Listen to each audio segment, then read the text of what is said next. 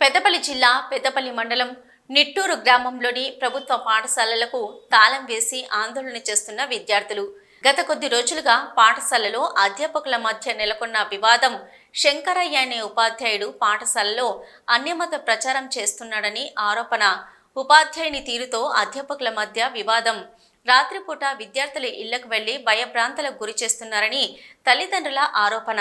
పాఠశాలలో నెలకొన్న సమస్యను పరిష్కరించాలని విద్యార్థులు డిమాండు. పోలీసులు డిఈఓ పాఠశాలకు చేరుకొని విద్యార్థులకు న్యాయం చేస్తామని మాట ఇవ్వడంతో ఆందోళన విరమించిన విద్యార్థులు. నా పేరు నిత్యమైన, నేను జెడ్పీహెచ్ఎస్ నిట్టూరు నుంచి మాట్లాడుతున్నా. మాకు 3 నెలల నుండి ఈ స్కూల్లో జరుగుతున్న విషయాల గురించి మాకు ఓన్లీ 10 డేస్ నుంచి తెలుస్తుంది. ఈ విషయాల వల్ల సార్లు మాకు సరిగా చెప్పలేకపోతున్నారు. అండ్ శంకరయ్య సార్, రోహిణ్ కుమార్ సార్ని టార్చర్ చేస్తుంది, అంతా తప్పు.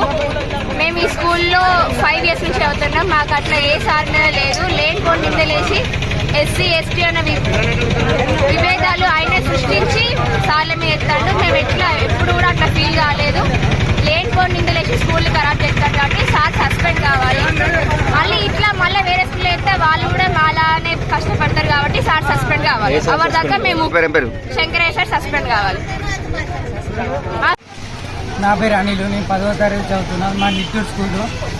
ఇచ్చేసి ఈ విశేషం ధర్నా ఎందుకంటే శంకరయ్య సారు కుల వివక్షణ తీస్తుండ్రు. రాత్రి ఇంటికి వచ్చి రాత్రి 9కి 10కి వచ్చి సంతకాలు పెట్టిస్తుండ్రు. ఆ టాపిక్ పేపర్ మారుతుండ్రు. ఆ టాపిక్ దేని గురించి ఉన్నదో తెలియదు, మరి దేని గురించి ఉన్నదో తెలియదు. సార్ వచ్చేసి మా ఫిజికల్ సైన్స్ చెప్తాడు. ఒకవేళ మీ మార్చి 21 నుంచి ఎగ్జామ్లు ఉన్నాయి, ఇంకా 10 రోజులు మాత్రమే ఉన్నది. ఒకవేళ ఫెయిల్ అయితే శంకరయ్య సార్ బాధ్యత. మరి ఈ సారు తక్షణం పంపించి వేరే సార్ని తీసుకురావాలి. ఇక్కడ ఉన్న గవర్నమెంట్ చదువుల మంత్రులైనా, ఎమ్మెల్యేలైనా, ముఖ్యమంత్రులైనా, డిఓ మేడం అయినా, కలెక్టర్ మేడం అయినా, ఎంపీలైనా, ఎమ్మెల్యేలైనా ఎవరైనా కానీ ఈ పరిష్కారాన్ని సర్జీ చేయాలి. వెంటనే సార్ని పంపించాలి, వేరే సార్ని తీసుకురావాలి.